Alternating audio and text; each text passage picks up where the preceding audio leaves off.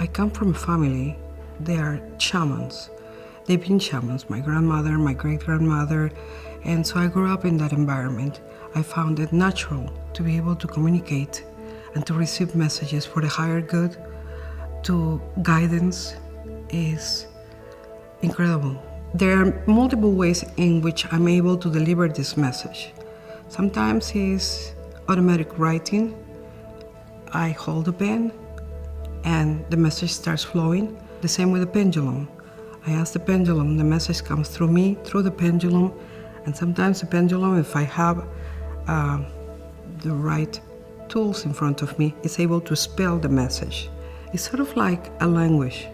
When you speak a language, you have a certain amount of words, but they use every skill that I have in order to deliver that message.